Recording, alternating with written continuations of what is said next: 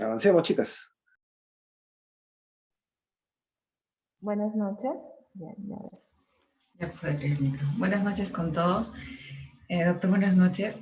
Continuando con las exposiciones, Claudia nos va a presentar el tema lentes oftálmicos y lensometría. Es el presidente de primer año del Instituto Nacional de Oftalmología. Adelante, la doctora Claudia Maldonado, con asesoramiento del doctor Felipe Torres. Muy bien. Se ve en pantalla, ¿no? Buenas noches con todos. Como ya dijo la doctora, mi nombre es Claudia Maldonado Correa, soy médico residente de primer año del Instituto Nacional de Oftalmología y en esta oportunidad les traigo el tema titulado Lentes oftálmicos y lensometría. Para esta ponencia se han planteado los siguientes objetivos. En primer lugar, identificar los tipos de lentes oftálmicos y sus principios de refracción respectivos. Además, vamos a conocer los tipos de lentes disponibles teniendo en cuenta su fabricación, el tipo de curvatura y la cantidad de focos que poseen. Posteriormente vamos a tratar de resaltar las propiedades físicas y ópticas de los lentes oftálmicos y luego vamos a hablar de la descripción de las características principales de los lensómetros y además de sus tipos. Y finalmente vamos a tratar de conocer el procedimiento para realizar la lensometría. Entonces vamos a empezar con la definición de los lentes. Como ya hemos visto en clases anteriores, un lente viene a ser un objeto que va a ser transparente y que puede ser de material como vidrio, policarbonato o resina, el cual va a sufrir una modificación de su forma para que al momento de refractar la luz llegue a formar una imagen. Y para entender cómo se refracta la luz a través de un lente, vamos a hablar sobre la refracción en los prismas. Y la refracción de los prismas está basada en la ley de Snell, donde se indica que un rayo al incidir en la superficie de un prisma ingresa tratando de acercarse hacia la normal, teniendo en cuenta que la normal es la línea que pasa perpendicular al rayo incidente. Y al momento de salir, el rayo se va a tratar de desviar de la normal. Lo mismo ocurriría si la base está hacia arriba o hacia abajo. Y otro concepto importante a mencionar es que en general los rayos dentro del prisma se tratan de acercar a su base.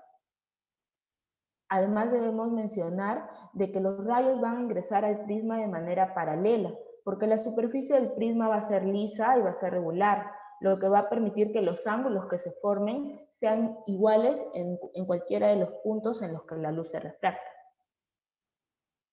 Entonces, teniendo en cuenta estos principios, vamos a ver qué pasa si juntamos dos prismas por su base. Si juntamos dos prismas por su base y ocurre la refracción de la luz, teniendo en cuenta estos principios, vamos a ver de que se va a producir un efecto convergente. Y esto nos va a dar lugar a una lente convergente que tiene como característica que su centro es más ancho que su periferia. Mientras que por otro lado, si tenemos dos prismas que se unen por su vértice, vamos a ver de que al refractarse la luz, lo que se va a generar es un efecto divergente. Por lo tanto, se forma una lente con esta característica y el centro de una lente divergente es más delgado que su periferia. Los lentes oftálmicos, por lo tanto, van a poder ser de dos tipos, o esféricos o cilíndricos. Y vamos a mencionar algunas características de estos.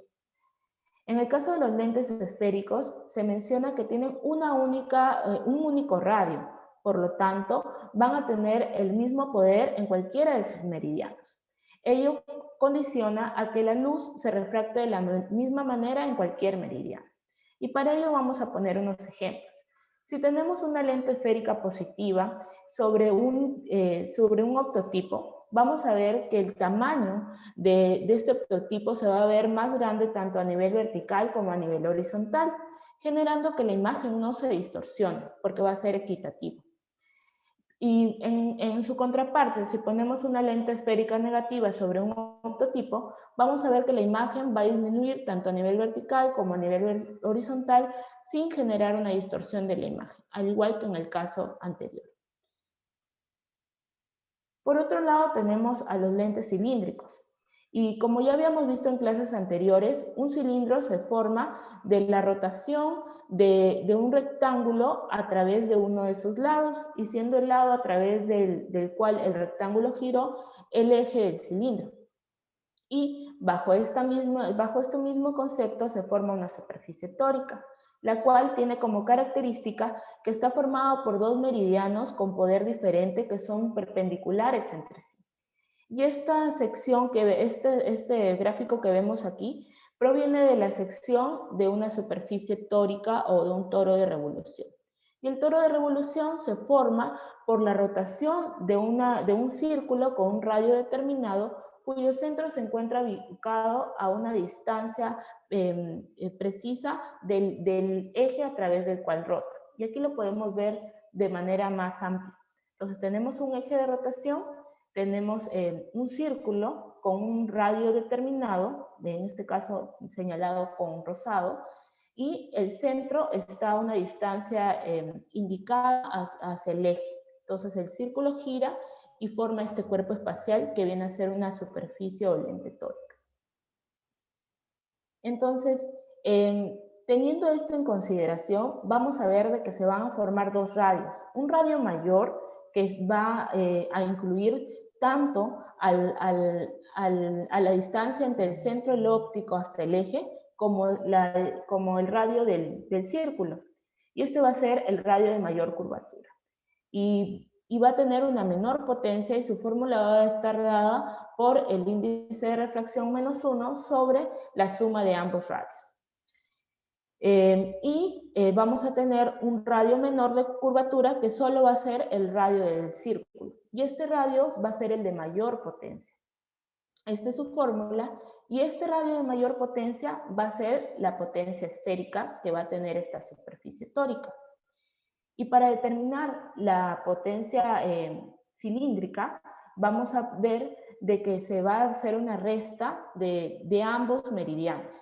Y esto nos va a determinar el cilindro.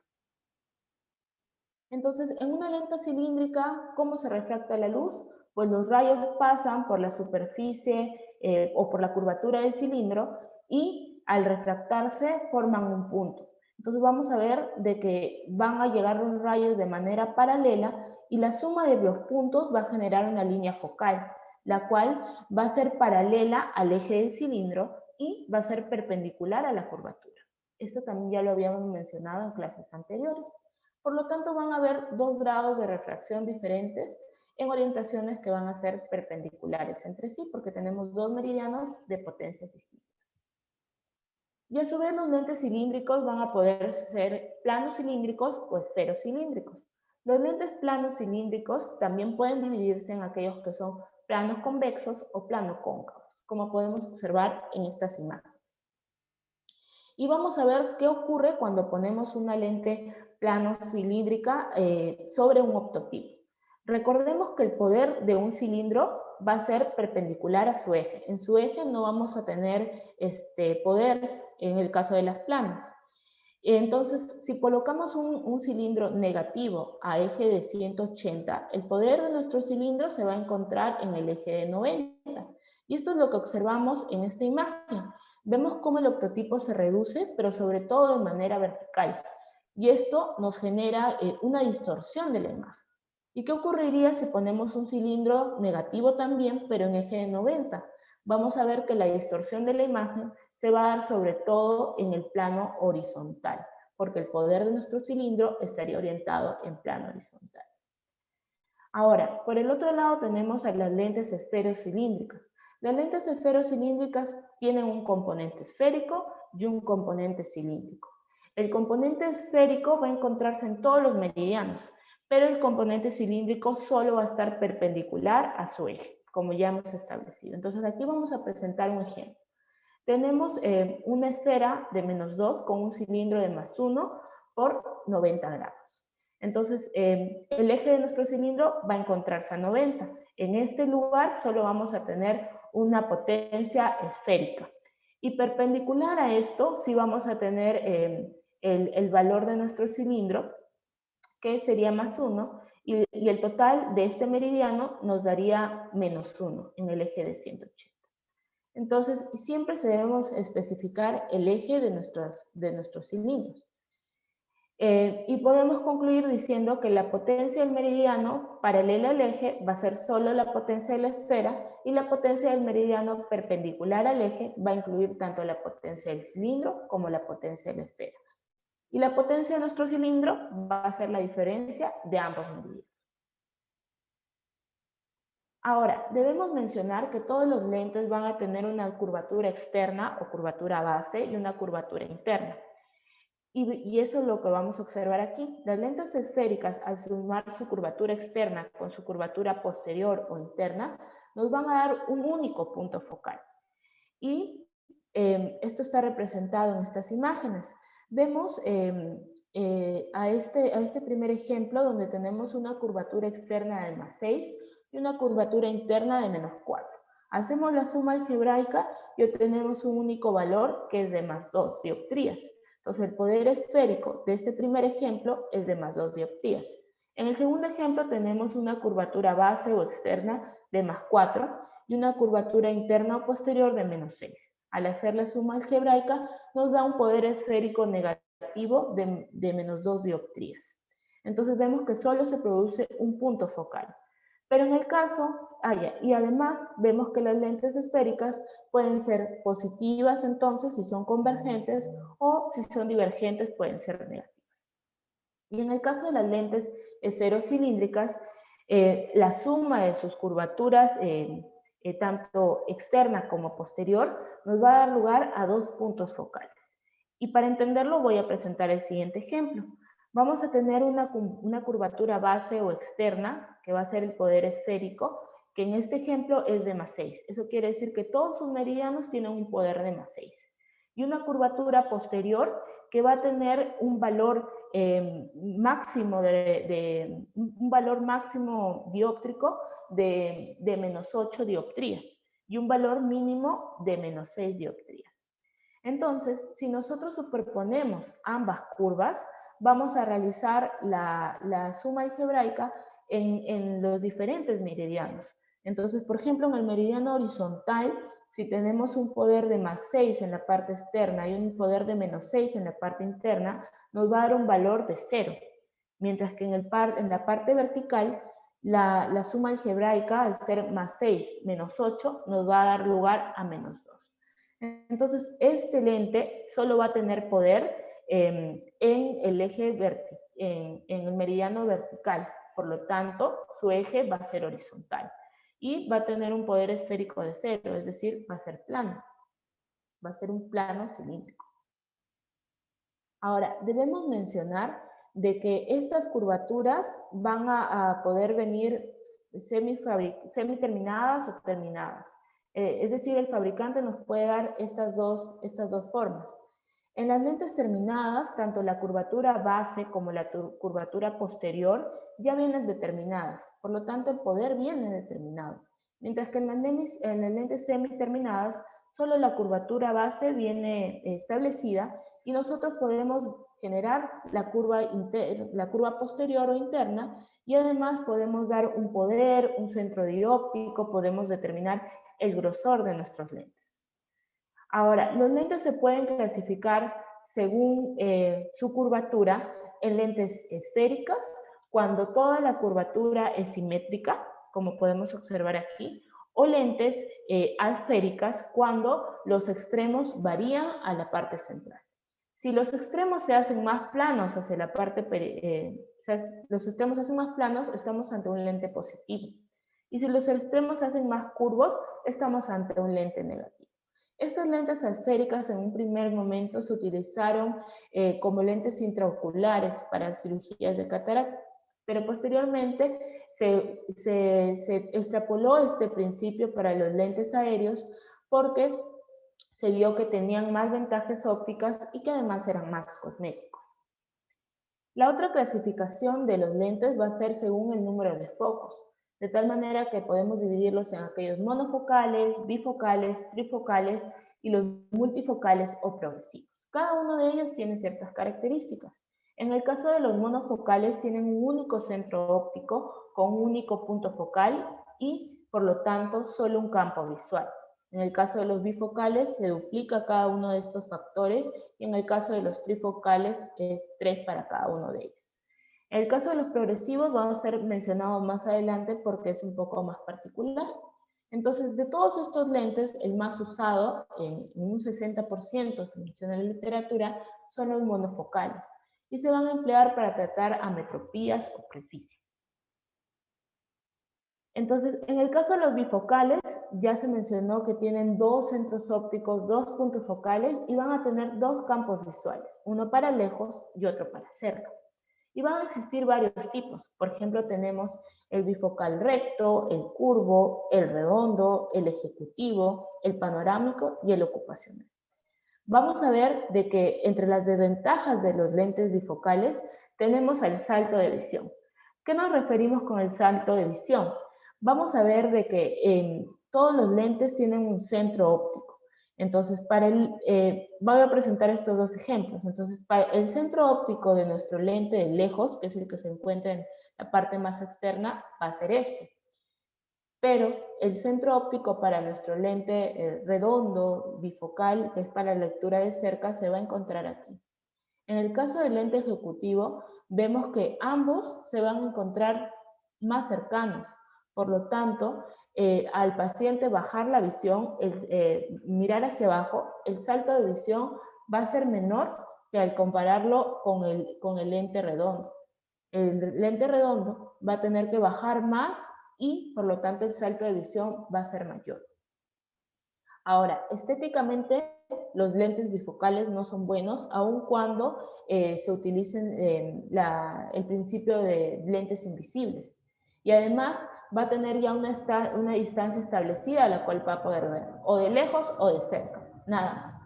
Y también se va a producir una partición de la imagen. Por otro lado, tenemos a los lentes trifocales, que van a tener tres campos de visión, un campo de visión para lejos, otro para cerca y uno para zona intermedia. Van a tener en este caso un doble salto de visión, tanto de lejos para intermedio y de intermedio para cerca. La estética va a ser más desfavorable aún, va a continuar teniendo solo distancias específicas y va a persistir la partición de la imagen. Ambos lentes se pueden utilizar para tratar la presbicia y también en algunos casos para tratar la deficiencia de acomodación y convergencia.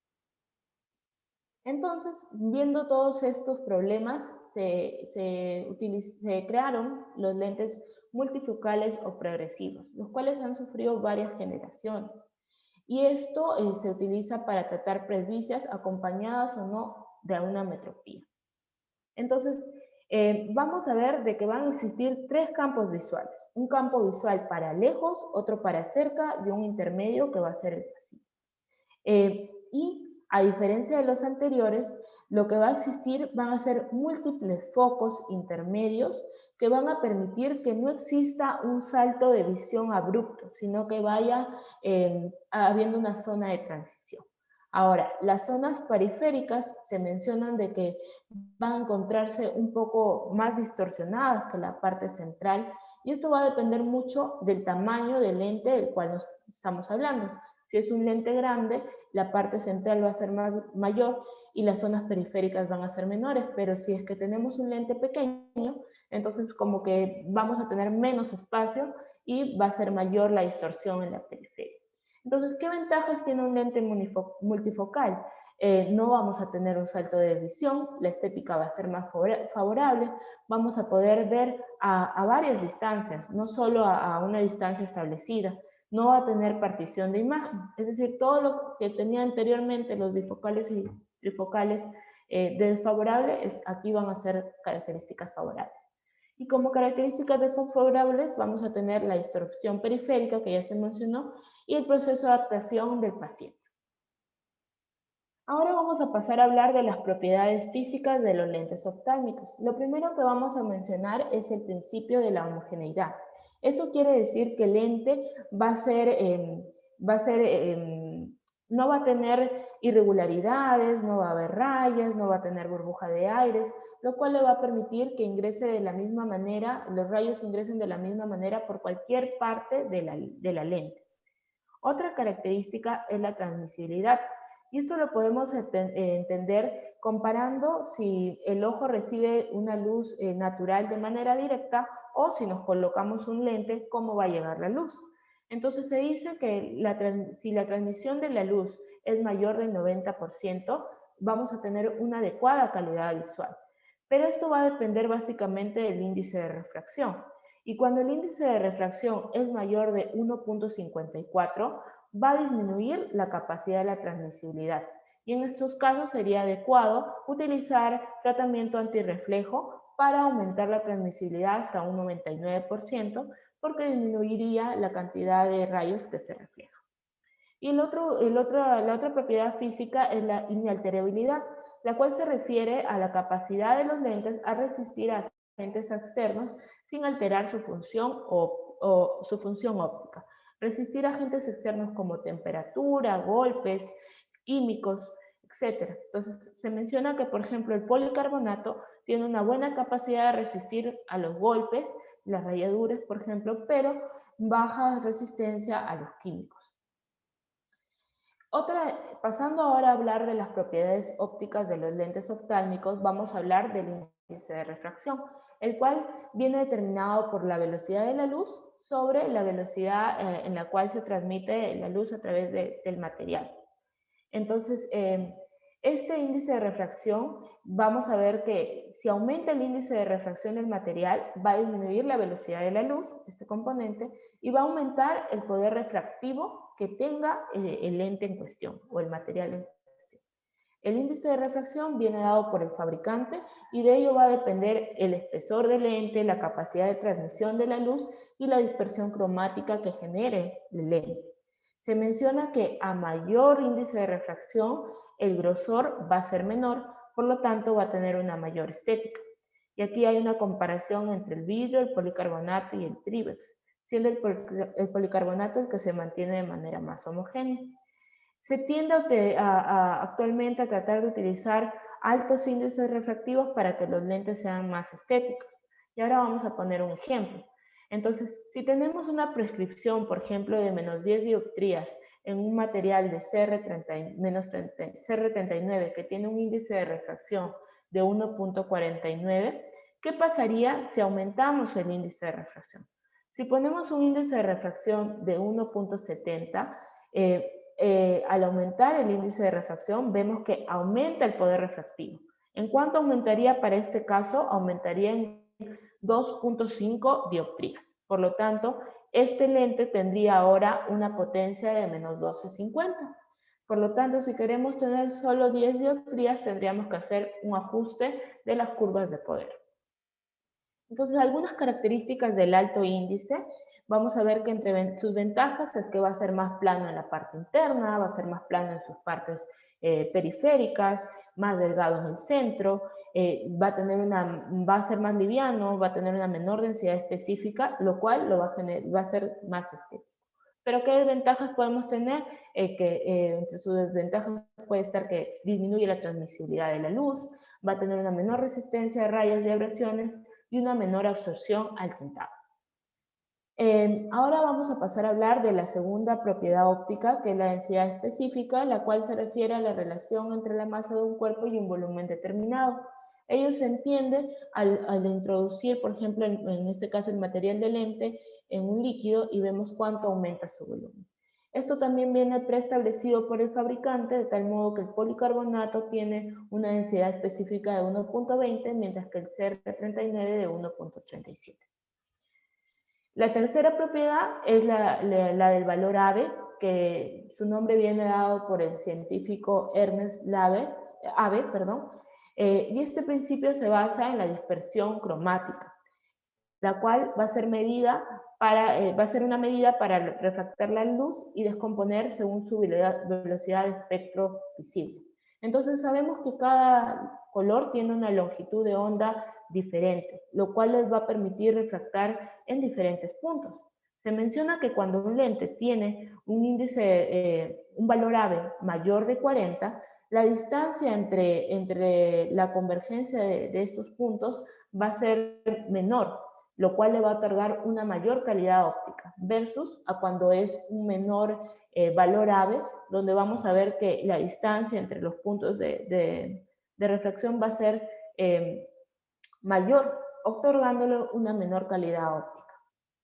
Y el cuarto principio óptico va a ser la parte de la transmisión, absorción y reflexión. Entonces vemos que el rayo, cuando ingresa, pasa por una superficie, una parte va a ser transmitida, como ya hemos visto anteriormente, pero una parte se va a reflejar y otra parte se va a observar en el medio. Se va a reflejar, el efecto de refracción va a ocurrir tanto en la cara interna como en la cara externa, tanto en la cara interna como en la cara externa, y se menciona que es aceptable cuando va de 8 a 17%. Para disminuir este efecto de reflexión, lo que se puede usar son las películas antirreflex. Y por el otro lado tenemos a la parte que se absorbe en el material. Vamos a ver que cuando el medio es transparente, esto es despreciable porque solo se absorbería un 0.3 a un 0.8% de los rayos. Pero se puede utilizar este principio para disminuir la radiación ultravioleta que podemos absorber. Y para esto se pueden poner, películas tintadas que pueden ser fijas o fotosensibles. Aquellas fijas es que ya está preestablecida la película, la tinturación, o aquellas fotosensibles son en las que la luna va a ser transparente y al exponerse al sol vemos que la luna se va a oscurecer. Y aquí tenemos un ejemplo de estas lunas pintadas, donde vamos a ver que del 100%, el 8% se va a reflejar, va a solo transmitirse un 27% y un 65% se va a observar. Ahora vamos a pasar a hablar de la lensometría. La lensometría va a permitir verificar la prescripción de las gafas o de los lentes del paciente o medirla, es decir, también va a poder medir la fórmula de los lentes. Y de esta manera vamos a poder hallar 4 componentes. Vamos a poder hallar el componente esférico del lente medido en dioptrías, vamos a poder hallar el componente cilíndrico medido en dioptrías y su respectivo eje. Además, vamos a poder determinar la presencia y la dirección de un prisma y a su vez podemos detectar el centro óptico de nuestro lente en cuestión. Y los lensómetros pueden ser aquellos manuales y aquellos digitales. Para fines de esta exposición nos vamos a basar en los lensómetros manuales. Estos lensómetros manuales tienen ciertas partes donde las cuales vamos a ir mencionando a lo largo de la exposición, pero vamos a resaltar algunos de ellos en esta diapositiva. La primera es el ocular, a través donde vamos a observar las diferentes características. Vamos a tener un tambor de poderes, vamos a tener aquí también un tambor de ejes y vamos a tener también un anillo de ejes. Cada una de estas características va a ser mencionada durante la ponencia. Entonces, lo primero que se debe hacer para iniciar con la lensometría es prender nuestro lensómetro y tratar de enfocar nuestro ocular. Entonces, ya hemos dicho que este es nuestro ocular y si nosotros observamos a través del ocular, vamos a poder observar nuestras miras, las cuales se van a encontrar desenfocadas. Y lo que vamos a querer es enfocarnos. Para ello vamos a mover nuestro ocular de manera horaria y antihoraria hasta que logremos verlo de manera enfocada, como podemos observar en esta imagen. Cabe mencionar de que se debe tratar de que el examinador o el evaluador de este proceso tenga siempre su medida, es decir, esté con sus lentes para que las metropías que pueda tener no generen una influencia al realizar la medida. Y luego vamos a proceder a utilizar nuestro tambor de poder, que es este, para continuar con el proceso. Ahora, otra cosa que se va a hacer, entonces cuando ya empezamos a hacer la lensometría a las gafas que nos trae nuestro paciente, nos vamos a posicionar en nuestra plataforma de esta manera, siempre con las patitas de nuestros lentes orientadas hacia la parte posterior y vemos cómo esto se puede ir subiendo o bajando y luego se va a tratar de fijar nuestra lente con este dispositivo. Aquí podemos ver cómo se fija el lente para que no se nos mueva durante el proceso. Entonces vamos a empezar con nuestro procedimiento. Este es el tambor del poder, como habíamos mencionado, y este lo vamos a girar para determinar la potencia dióptrica esférica y cilíndrica. Si nosotros al girar esta rueda, vamos a observar dos líneas y tres líneas, que son estas. Si nosotros observamos estas líneas en un primer momento, se van a encontrar desenfocadas, no las vamos a ver nítidas. Entonces, si nosotros comenzamos a mover nuestro tambor de poder, vamos a poder comenzar a verlas nítidas, como podemos observar en este video. Vamos a ver cómo en un cierto punto las líneas se vuelven nítidas, tanto las dos líneas que se encuentran en este caso verticales, como las tres líneas que en este caso se encuentran horizontales. Entonces, ¿qué quiere decir? Que logremos la nitidez de las líneas de manera simultánea. Entonces, si vemos las líneas enfocadas al mismo tiempo, estamos ante una esfera. Y este es el ejemplo que vamos a volver a colocar aquí, una esfera.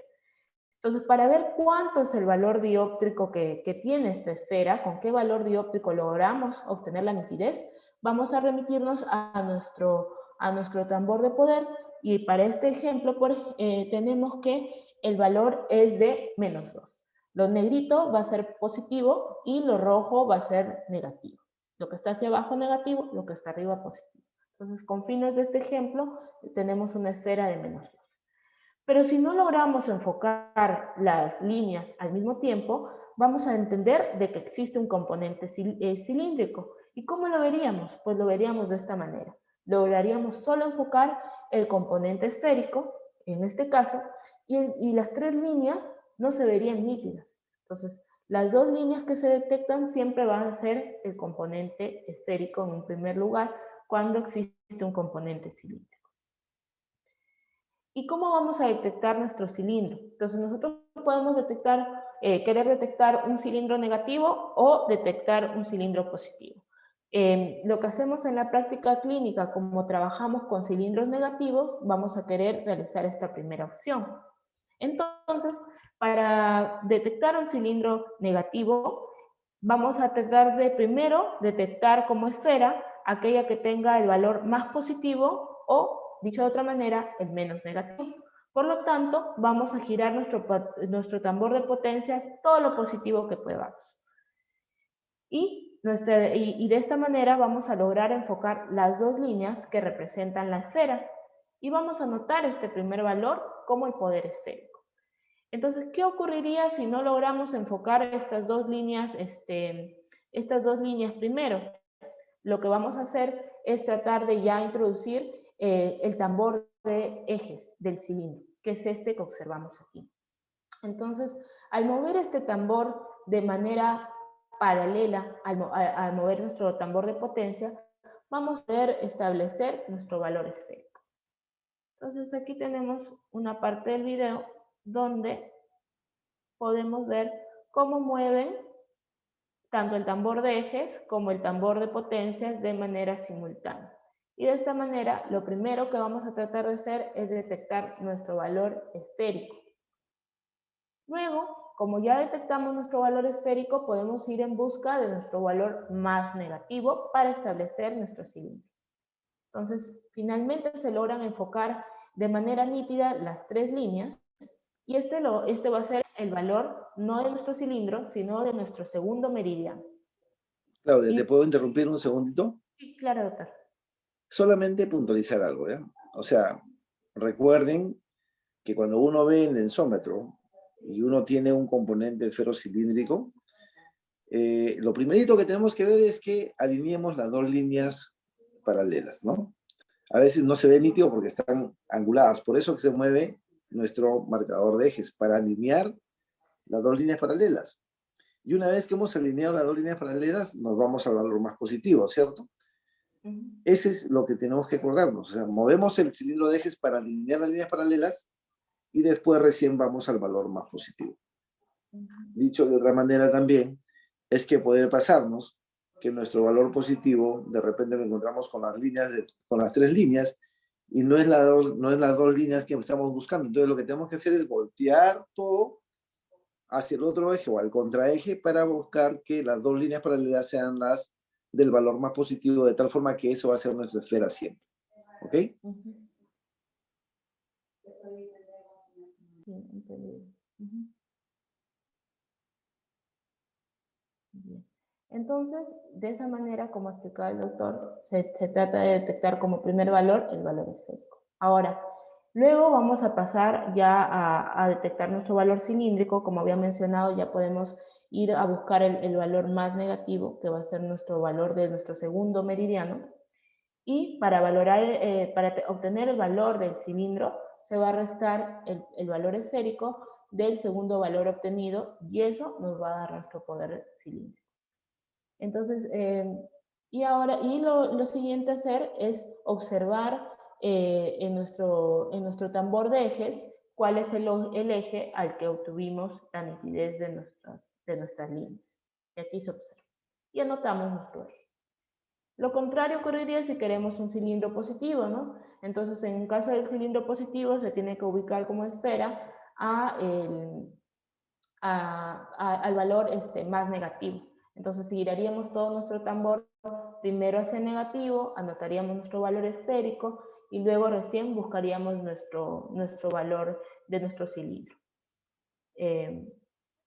Ahora, otro punto a mencionar es que luego de que hemos hecho esto, podemos realizar el marcaje del centro de nuestra lente, el cual se utiliza una tinta que existe aquí en nuestro lensómetro y tiene estos dispositivos de marcaje, y lo que va a permitir es marcar el centro óptico para detectar la distancia interpupilar y ver si efectivamente es correcto. Y de esta manera vemos el centro óptico, ¿no? Ahora, ¿qué ocurriría si tenemos una lente bifocal? Pues en primer lugar vamos a detectar, vamos a hacer la lensometría para lejos, luego vamos a hacer la lensometría para cerca, considerando que siempre este valor va a ser positivo, va a ser una esfera positiva porque vamos a tratar de mejorar la presbicia de nuestro paciente. Entonces, básicamente, luego lo que se va a hacer es una resta, para hallar la adición que estamos teniendo, se va a hacer una resta del poder de cerca menos el poder de lejos. Y aquí tenemos un ejemplo, ¿no? Si tenemos un poder a distancia de -1 y un poder de cerca de +1, entonces la adición que tenemos, haciendo la suma algebraica, es de +2. Ese va a ser nuestro poder, nuestra adición. Lo mismo ocurriría en las lentes trifocales, empezando primero para lejos, luego para distancia intermedia y después para cerca. Y siempre teniendo en cuenta los centros ópticos, como había mencionado en las diapositivas anteriores. Ahora vamos a pasar finalmente a la parte de la lensometría para los prismas. Entonces, a través del lensómetro vamos a poder medir el poder del prisma y también medir la orientación de su base. Las bases del prisma pueden estar orientadas de manera horizontal, teniendo una base interna que se dirige hacia la nariz o una base externa que se dirige hacia el canto externo, o una base orientada de manera vertical, ya sea hacia arriba o hacia abajo. Entonces, cuando nosotros tenemos un componente prismático, vamos a observar que a pesar de que nosotros queramos centrar, al observar a través del ocular, vamos a ver de que nuestras líneas se encuentran descentradas. Lo que veríamos en cualquier otro efecto, en cualquier otro lente que no tenga un componente prismático, son líneas que coincidan con el centro. Pero en un caso de un prisma, vamos a ver que se van a encontrar descentradas. Entonces, ¿cómo vamos a poder medir el efecto prismático que tenemos? Se puede medir a través de dos formas. A través de del retículo interno, que está dado por las miras que ya vienen establecidas en nuestro lensómetro, y se menciona que cada uno de los círculos concéntricos que observamos aquí tiene un valor de una dioptría prismática. Eso es por un lado. Y de esa manera obtendríamos el poder prismático de nuestro prisma en cuestión. Pero también tenemos que determinar la orientación de su base. Para eso vamos a ver esta imagen, donde debemos mencionar que al observar por el ocular, si nosotros trazamos dos meridianos, uno vertical y otro horizontal, vamos a poder dividir toda la imagen que observamos en 4 cuadrantes, 2 cuadrantes superiores y 2 cuadrantes inferiores.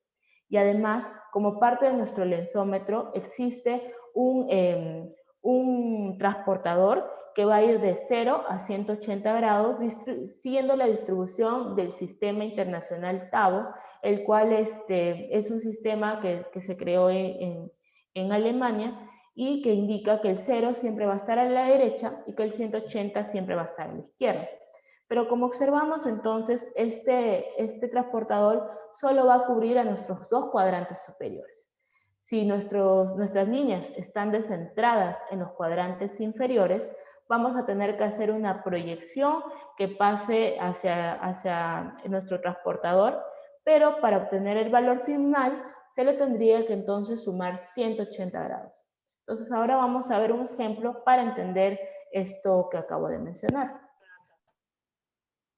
Entonces tenemos aquí una lente que se ha colocado y lo primero que están haciendo es ajustar su poder.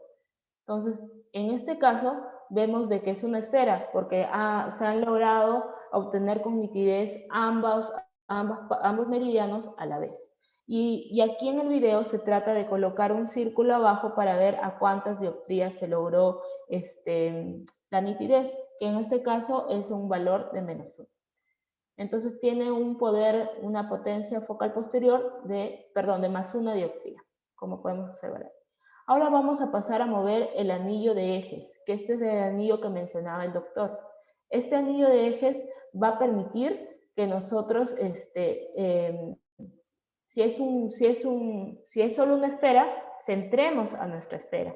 Pero en este caso lo que nos va a permitir es rotar la parte móvil de nuestro retículo interno, como observamos aquí. Esta es la parte móvil. Y lo que se va a tratar de hacer es intersectar la parte del retículo móvil con el centro de nuestras líneas y ver en qué punto se cruza en el transportador que está en esta parte. Entonces, con fines de este ejemplo, se cruza a 71 grados, pero como nuestras líneas están descentradas hacia la parte inferior, ¿cuánto le tenemos que sumar? Le tenemos que sumar 180 grados. Por lo tanto, vamos a ver de que la base de nuestro prisma va a tener un eje de 251 grados. Entonces, esta lente tiene una potencia esférica de +1 dioptría y un efecto prismático de 1 dioptría prismática con una base a 251 grados. Y el otro método que podemos utilizar es el diasporámetro, el cual es un complemento del lensómetro que tiende a generar un efecto compensador. ¿Y cuál es el diasporámetro? Es este. Este diasporámetro tiene una perilla, la cual se puede rotar y además se puede desplazar de un lado a otro. Vamos a ver de que al rotar la perilla, vamos a poder llegar a valores de dioptrías prismáticas que van de -15 a +15. Vamos a tener también en cuenta que aquí van a estar escritas en color rojo aquellas que correspondan a los dos cuadrantes inferiores y en color blanco aquellas que correspondan a los dos cuadrantes superiores. Y en la parte de nuestra imagen, aquí en la parte posterior, pero en realidad en la parte anterior del diasporámetro, vamos a tener el mismo transportador que iba de 0 a 180, por lo cual el principio de que si la desviación se encuentra en los dos cuadrantes inferiores, se le tiene que sumar 180, continúa. Entonces, en un principio vamos a ver la imagen descentrada, pero si hacemos los movimientos respectivos con este diasporámetro, vamos a poder lograr que se centren las líneas con nuestras miras, como podemos observar aquí. Entonces vamos a ver ahora esto en un video.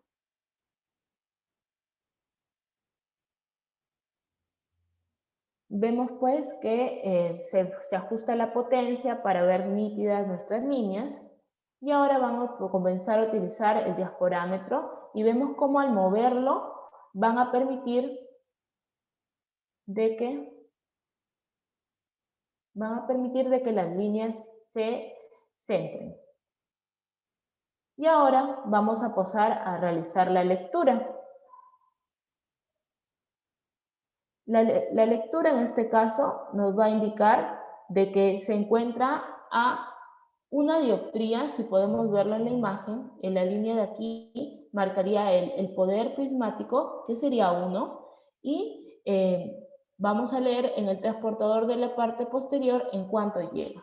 En este caso llega a 70, lo cual se equipara aquí, es el mismo lente en realidad. Entonces 70, 71 aproximadamente, le sumamos 180 y por lo tanto nuestra base se va a encontrar a 251 grados.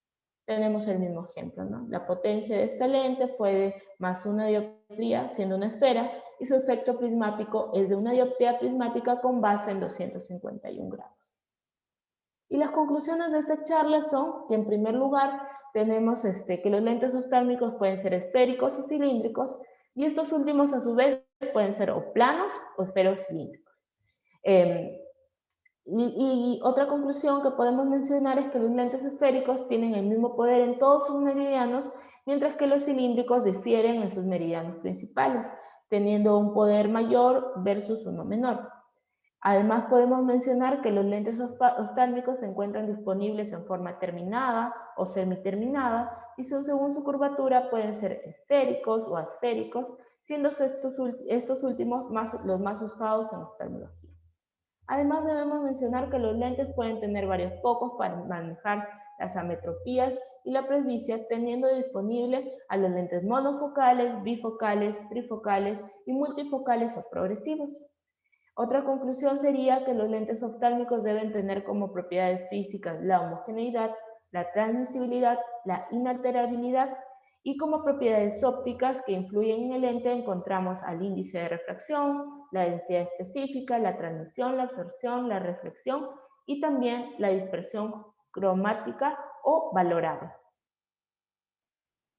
Además mencionaremos que el lensómetro puede ser manual o automático y sirve para medir la prescripción de las gafas o de los lentes de contacto, y que la lensometría mide 4 propiedades principales: el poder esférico, el poder cilíndrico y su eje, y si existe un prisma podemos medir el poder de este prisma y la dirección de su base, y finalmente podemos determinar el centro óptico de nuestra lente.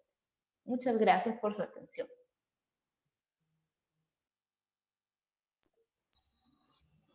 Excelente charla, Claudia. Felicitaciones. ¿Algún comentario, doctor Felipe? Doctor Felipe. ¿Podemos dejar compartir para poder comentar? Ok. Bueno, ha habido 2 charlas interesantes el día de hoy. Yo felicito a las 2 chicas que han puesto porque son términos prácticos que están basados en una lectura, probablemente en preguntas, pero sin práctica real, porque no es fácil tener pues, un cilindro cruzado, de repente una estenopeica, o si la tienes, no la usas, ¿no? Pero los conceptos vertidos han aclarado un montón de cosas, ¿no? Ahora, en cuestión de la charla de Claudia, hablar de los lentes, pues es muy sencillo ahora para ustedes decirle a cualquier persona: oye, préstame tu lente, y mirando el lente, o sea, mirando a través del lente, ustedes pueden aproximarse a qué tipo de lente tiene el paciente. Pueden decirle: mira, tu astigmatismo es con la regla, contra la regla, tienes una esfera negativa, una esfera positiva, un astigmatismo mixto. O sea, tú puedes simplemente con mirar el lente, por las características que has mencionado, Claudia, darte una idea de qué tipo de lente tienes frente a ti. Y el otro tema es que el lensómetro debería ser parte esencial de la práctica optométrica o la práctica refractiva. ¿Por qué? Porque si tú tienes un paciente que viene usando un lente, ¿no? Es como si ya tengo usando un zapato 1 año. El paciente puede venir simplemente porque quiere ver o renovar su lente porque su lente se deterioró, no necesariamente porque ha cambiado su medida. Y tener la lensometría te ayuda a tener la base de su refracción, porque el autorrefractómetro te va a dar una medida objetiva, pero en la lensometría tienes el subjetivo ya manejado con anterioridad. Entonces ahí tú vas a poder constatar qué tanta diferencia hay entre un poder que tiene el paciente y el otro, ¿no? O sea, es importante tener en cuenta cómo hacer la lensometría. También es importante acordarnos que las medidas de los centros ópticos de los lentes nos permiten saber si el paciente, por ejemplo, que es un paciente probablemente no conforme, dice, oye, ¿sabes qué? Este lente no me queda, me siento raro cuando estoy mirando, y es porque de repente los centros ópticos no están en su lugar, o sea, ¿y qué quiere decir eso? O sea, si yo tengo un lente que debió tener 64 milímetros de distancia interpupilar y le pongo 62 o 61, voy a crear un efecto prismático dependiendo si el paciente tiene un lente positivo o negativo. Me captan la idea, ¿cierto? Porque si se desplaza el centro óptico hacia un costado, puede caer en una base hacia adentro o en una base hacia afuera, de acuerdo al tipo de lente que uno tenga. Y uno puede calcular inclusive en los problemas que ustedes van a encontrar en el libro, probablemente van a encontrar muchos problemas sobre esto, que el paciente se queja de distorsión y o no tolera el anteojo y uno puede estar generando un efecto prismático justamente con la desviación de los centros focales de los lentes, ¿no? Por eso que es importante tener en cuenta cómo hacer una buena lensometría y utilizarla adecuadamente para cuando uno hace este tipo de práctica, ¿no? ¿Hay algún comentario que quisieran compartir?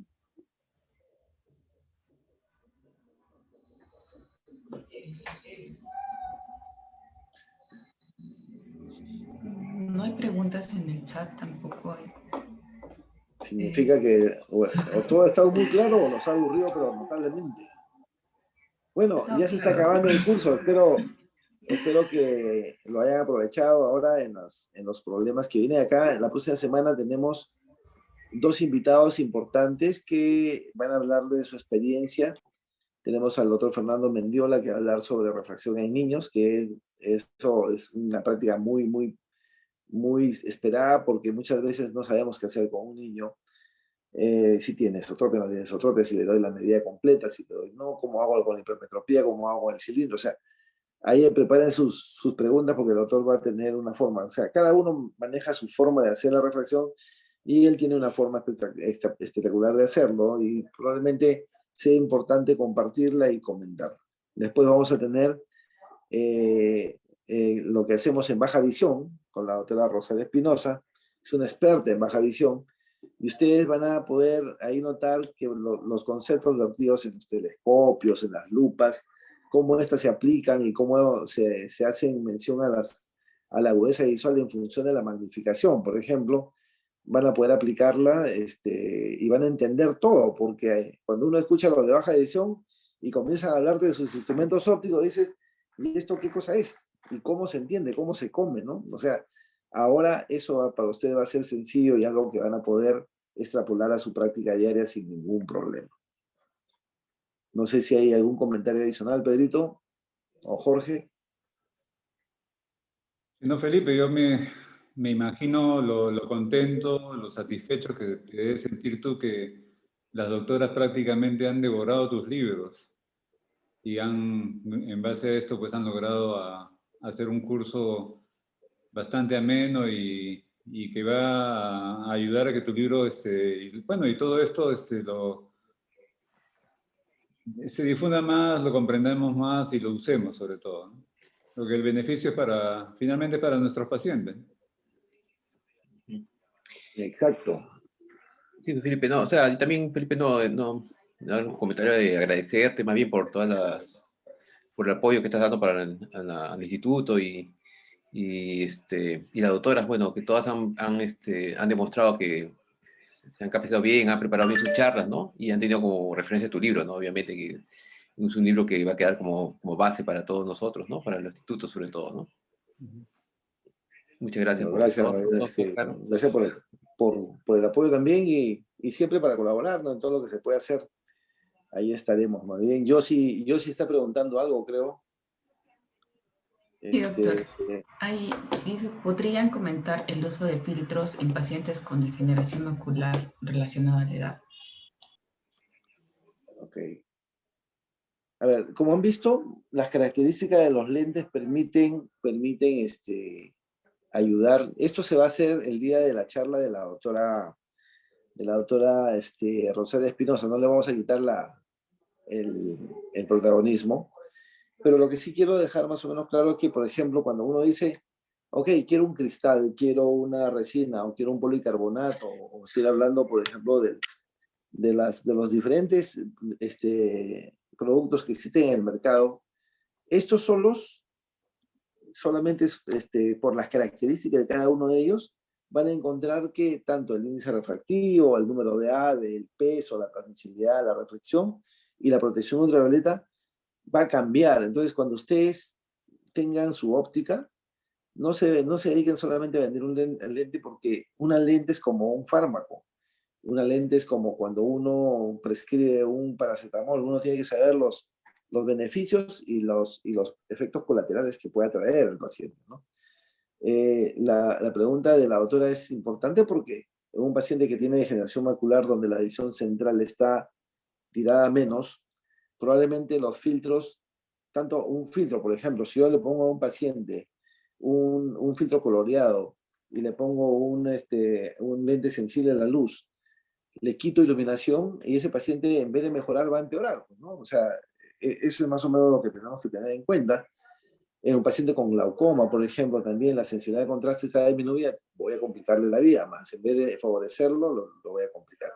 Pacientes con catarata probablemente que tengan, dependiendo del tipo de catarata, si tienen su capsular posterior, donde el problema del deslumbramiento es mucho mayor, probablemente un filtro le va a ayudar más bien para que se sienta más cómodo.